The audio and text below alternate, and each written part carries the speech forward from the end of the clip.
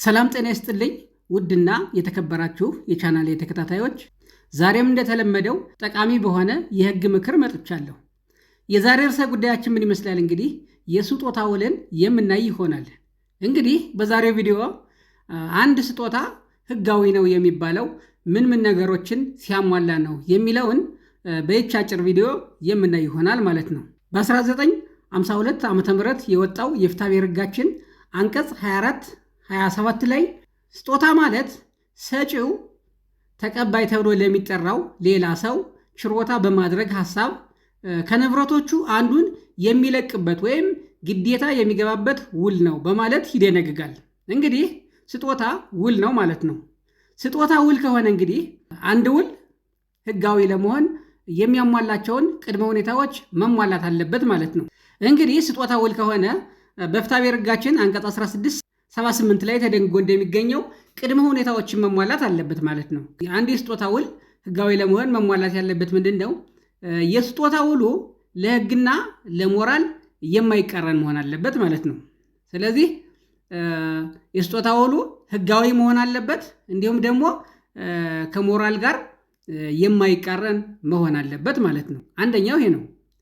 ሁለተኛው ፎርም ነው።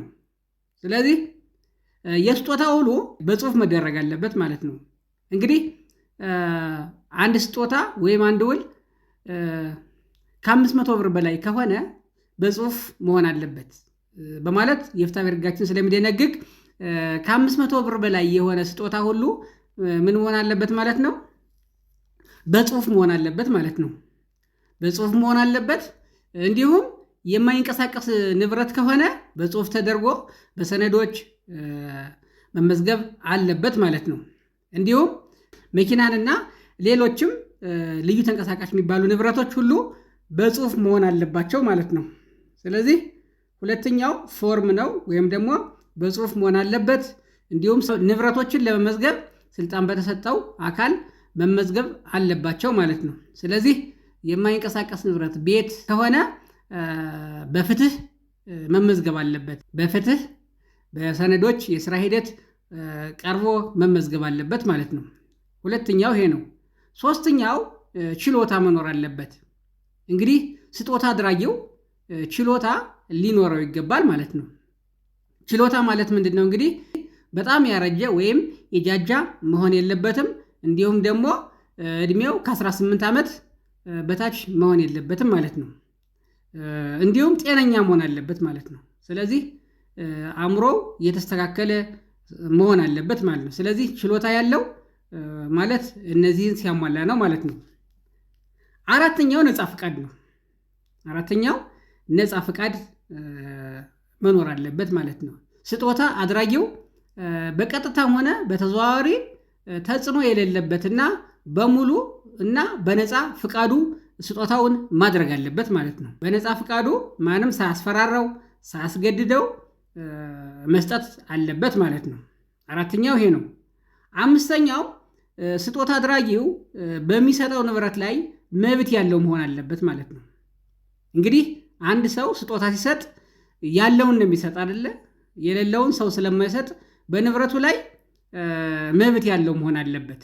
በ1952 የወጣው የፍትሐብሔር ህጋችን አንቀጽ 2452 ላይ ምን ይላል? ስጦታው በተደረገ ጊዜ የተሰጠው ንብረት ክርክር ያለበት የሆነ እንደሆነ ስጦታው ፍርስ ነው በማለት ይደነግጋል። ስለዚህ ስጦታ የሚደረገው ንብረት ክርክር የሚያስነሳ መሆን የለበትም ማለት ነው። ስለዚህ ስጦታ አድራጊው በንብረቱ ላይ ሙሉ መብት ያለው ክርክር የሌለበት መሆን አለበት ማለት ነው። አምስተኛው ይሄ ነው። ስድስተኛውና የመጨረሻው ስጦታ አድራጊው በፍርድ ያልተከለከለ መሆን አለበት ማለት ነው። እንግዲህ ፍርድ ቤቶች በዚያው ህጋችን በአንቀጽ 351 ላይ የፍርድ ክልከላ ያደርጋሉ።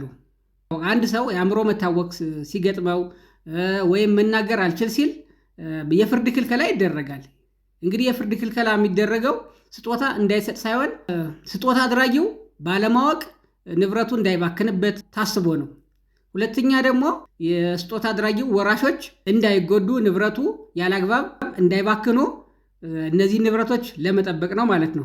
የፍርድ ክልከላ ከተደረገበት ሰው ጋር ማንኛውም አይነት ህጋዊ ግብይት አይደረግም ማለት ነው። ህጋዊ ግብይት ቢደረግም ውሉ ፍርስ ነው የሚሆን ማለት ነው። ስለዚህ ስድስተኛውና የመጨረሻው ምንድነው ማለት ነው?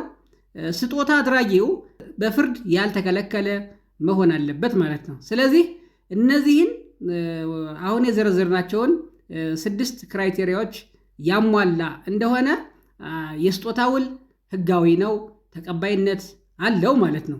ውድና የተከበራችሁ የቻናሌ ተከታታዮች እንግዲህ ዛሬ አንድ የስጦታ ውል ህጋዊ ለመሆን ማሟላት ያለበትን ቅድመ ሁኔታዎች አይተናል ማለት ነው። ይህ ቪዲዮ ጠቃሚ ሆኖ ካገኛችሁት ለምታውቋቸው ሸር አድርጉላቸው። በሌላ ቪዲዮ እስከምንገናኝ ሰላም ሁኑ።